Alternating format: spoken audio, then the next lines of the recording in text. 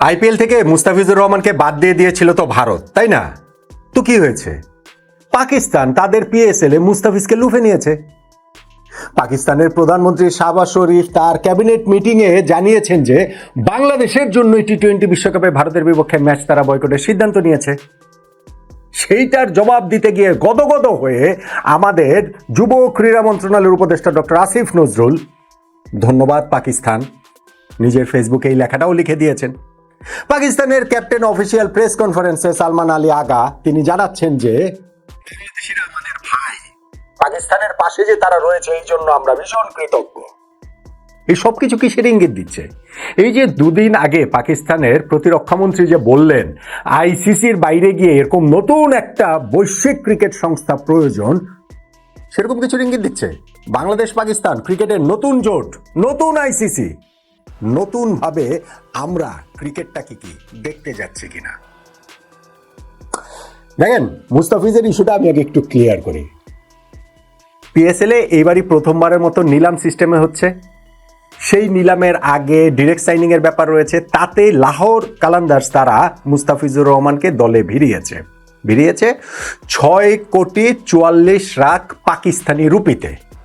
এখন অনেকে ওই যে কম্পেয়ার করছেন যে না, ভারতে তো আসলে নিয়েছিল মুস্তাফিজকে কলকাতা নাইট রাইডার্স 9,20,00,000 ভারতীয় রুপি, তো সেটা থেকে তো আর খুব কম না, 3 ভাগের 2 ভাগ না হয়ে আমরা ধরলাম যে পাকিস্তানও তো 6,44,00,000 পাকিস্তানি রুপি দিয়ে নিয়েছেন। না, বিষয়টা ওই রকম না, বিষয়টা তো কাছাকাছি না।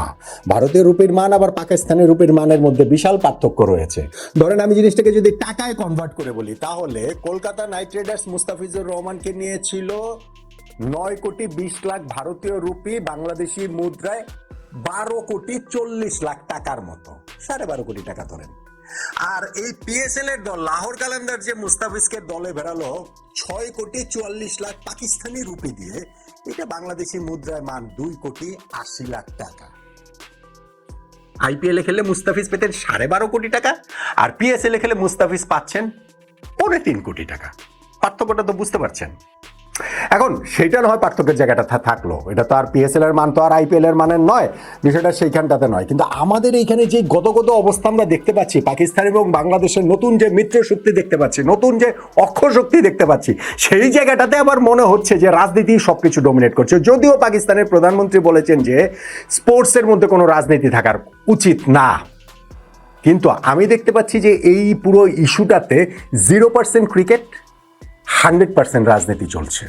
এবং সেই রাজনীতি অলরেডি আমাদেরকে একটা টি-20 বিশ্বকাপ খেলা থেকে বঞ্চিত করেছে। আর পাকিস্তানের সঙ্গে যদি আমরা সেই জোট বাঁধি, তাহলে যে আমাদেরকে আরো কত দূর নিয়ে যাবে এই জিনিসটা, সেই আশঙ্কার জায়গাটা কিন্তু প্রবলভাবেই থেকে যাচ্ছে। আজকে একটা প্রেস মিট হয়েছে আইসিসি টি-20 ওয়ার্ল্ড কাপে অংশগ্রহণকারী যে 20টা দল রয়েছে, সেই 20টা দলের সব ক্যাপ্টেনদের সহ একটা ছবি আমি নট আউট মানে পেজটাতেও আমি দিয়েছি ফেসবুক পেজে। সেইখানটা তো অনেকে যে কমেন্ট করেছেন, তাতে মনে হয়েছে মানে আমি ছবিটার ক্যাপশন দিয়েছি যে এখানে লিটন দাসও থাকতে পারতেন। এই আফসোস করবো না, এই হাহাকার আমাদের থাকবে না যে একটা টি-20 বিশ্বকাপ আমরা খেললাম না। একজন ক্রীড়া প্রেমী হিসেবে সেই হাহাকার কার মধ্যে না থাকবে? আমাকে একটু বলেন তো দেখি। ওইসব ফালতু কথা ভাই বললেন না তো, দেশ আগে নাকি স্পোর্টস আগে, বাংলাদেশ আগে নাকি ক্রিকেট আগে, এইসব কথাবার্তা যারা বলেন তাদের উদ্দেশ্যই সন্দেহজনক। তারাই হচ্ছে কি বিশেষ একটা গোষ্ঠীর পারপাস সার্ভ করার জন্য এগুলো করছেন। তারাই, তাদের জন্যই এই আমাদের সরকার, পাকিস্তানের সরকার এই রাজনৈতিক খেলাটা, ভারত সরকার অবশ্যই শুরু করেছে মুস্তাফিজকে বাদ দেওয়া, ওইটা নিয়ে কোনো ডাউট নাই। কিন্তু এর পরবর্তী সময় যেটা হচ্ছে, আমাদের 12ই ফেব্রুয়ারি যে ন্যাশনাল ইলেকশন, সেইটাকে সামনে রেখে নির্দিষ্ট একটা গোষ্ঠীর পারপাস সার্ভ করার মতো অনেকেই দেখছি আমি। বাংলাদেশে ওই ক্যাপ্টেন্স ফটোটাতে লিটন দাস থাকতে পারতো, বাংলাদেশের ক্যাপ্টেন। এইখানে আপনারা কেউ যেসব কমেন্টস লিখেছেন, তাতে করেই ভাই আসলে স্পষ্ট হয়ে যায় ক্রিকেটটা আপনাদের কোনো অগ্রাধিকারে নাই, দেশপ্রেমটাও আপনাদের অগ্রাধিকারে নাই। আপনারা ক্রিকেটও ভালোবাসেন না, আপনারা দেশপ্রেমও ভালোবাসেন না। যারা ওই মনোভাবের, তারা ক্রিকেটটাকেও শেষ করতে চান, তারা দেশটাকেও শেষ করতে চান।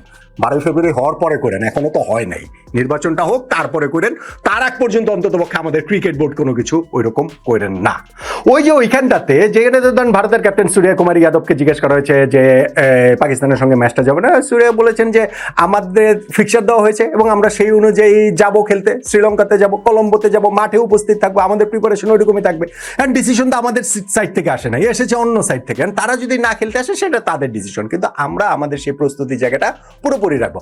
পাকিস্তানের ক্যাপ্টেন সালমান আলী আগা তিনিও ওইটাকে বলেছেন যে না, এটা তো আসলে ক্রিকেটারদের ডিসিশন না, কিন্তু সেইখানটাতেই তিনি যে পাকিস্তানিরা যে তারা তাদের পাশে বাংলাদেশ থাকার কারণে তিনি কৃতজ্ঞতা জানাচ্ছেন এবং বাংলাদেশিরা যে তাদের ভাই সেই জিনিসটাও জানিয়ে দিচ্ছেন। আমাদের সোশ্যাল মিডিয়াতে কী সব কর্মকাণ্ড হয়, আমাদের মেইন স্ট্রিম মিডিয়াতেও কী সব কর্মকাণ্ড হয়, আমাদের রাজনৈতিক যেই মতবাদ কোন দিকে যে যাচ্ছে সেই খবর পাকিস্তান ক্রিকেট টিমের ক্যাপ্টেনের কান পর্যন্ত চলে গেছে, পৌঁছে গিয়েছে। ফলে তিনি ওরকম কথা খুব সহজেই বলতে পারেন যে পাকিস্তানিদের পাশে বাংলাদেশ রয়েছে বলে তারা আমাদের প্রতি ভীষণ কৃতজ্ঞ, আমরা যে তাদের ভাই সেই কথাটা তারা বলছেন।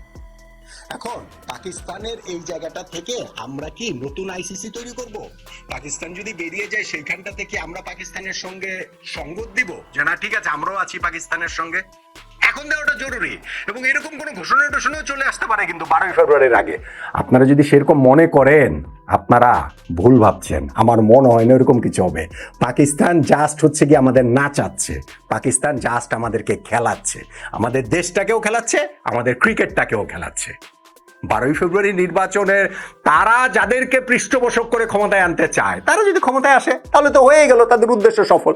আর যদি সেটা না পারে, সুরসুর করে দেখবেন 15 তারিখের ম্যাচটা পাকিস্তান খেলছে ভারতের সঙ্গে, বাংলাদেশের কি হলো না হলো তাতে তাদের কিচ্ছু যায় আসে না। এই যে একটা ওয়ার্ল্ড কাপ বাংলাদেশ খেললো না, তাতেই বা পাকিস্তানের কি যায় আসে? ওই যে মিষ্টি মিষ্টি কয়েকটা কথা বলবেন, সেই মিষ্টি মিষ্টি কথা বাংলাদেশের পাশে থাকার জন্য না, সেই মিষ্টি মিষ্টি কথা ভারতকে খোঁচা দেওয়ার জন্য, ভারতের বিরোধী হওয়ার জন্য, ভারতকে প্রশ্নবিদ্ধ করার জন্য। কিন্তু এন্ড অফ দ্য ডে যে আমার আন্ডারস্ট্যান্ডিং যেটা সেটা হচ্ছে গিয়ে খেলাটা হচ্ছে পুরো রাজনীতির খেলা, প্রথম থেকেই সেটা রাজনীতির খেলা ছিল। মুস্তাফিজকে বাদ দেওয়াটা রাজনীতির খেলা, সেই কারণে আমাদের ওয়ার্ল্ড কাপ না খেলতে যাওয়াটা রাজনীতির খেলা, সেই কারণে পাকিস্তান বিশ্বকাপে খেললেও ভারতের বিপক্ষে ম্যাচ খেলবে না রাজনীতির খেলা। এবং এই সকল রাজনৈতিক খেলা ভারতের যেমন শুরু করেছিল তারা পশ্চিমবঙ্গ নির্বাচনকে সামনে রেখে, আর এখন বাংলাদেশ ও পাকিস্তানে যেটা হচ্ছে সেটা বাংলাদেশের জাতীয় নির্বাচনকে সামনে রেখে। আমাদের ক্রিকেটটাকে কোনো মতে দম বন্ধ করে এই পর্যন্ত টিকে থাকতে হবে, আমার আন্ডারস্ট্যান্ডিং সেটা। অনেকে আমার সঙ্গে একমত হবেন না, হবেন না, কোনো অসুবিধা নেই, কিন্তু আমি কথা বলছি শেষ পর্যন্ত গিয়ে সেইটা দেশের পক্ষে বলছি, ক্রিকেটের পক্ষে বলছি, এবং যত সময় যাবে আপনারা সেটা তত আরও ভালোভাবে বুঝতে পারবেন। এই যে ধন্যবাদ পাকিস্তান আর বাংলাদেশিরা আমাদের ভাই, এগুলার সকল সূত্র যে শেষ পর্যন্ত গিয়ে 12ই ফেব্রুয়ারির নির্বাচন ঘিরে সময়ে সেটাও বোধ হয় স্পষ্ট থেকে আরও স্পষ্টতর হয়ে উঠবে। বাংলাদেশ ক্রিকেটটাকে বলির পাঠা করে এইখানটাতে রাজনৈতিক স্বার্থ সিদ্ধি করার চেষ্টাটা সব জায়গা থেকে, সব পক্ষ থেকে, সব দেশের জায়গা থেকে সংশ্লিষ্ট হচ্ছে বলেই আমার আন্ডারস্ট্যান্ডিং। খুব খুব খুব কম সংখ্যক মানুষই এখন আমার সঙ্গে একমত হবেন, কিংবা বেশি সংখ্যক মানুষের সেই উল্লাসটা সোশ্যাল মিডিয়াতে দেখা যাবে যারা বিরোধী পক্ষ।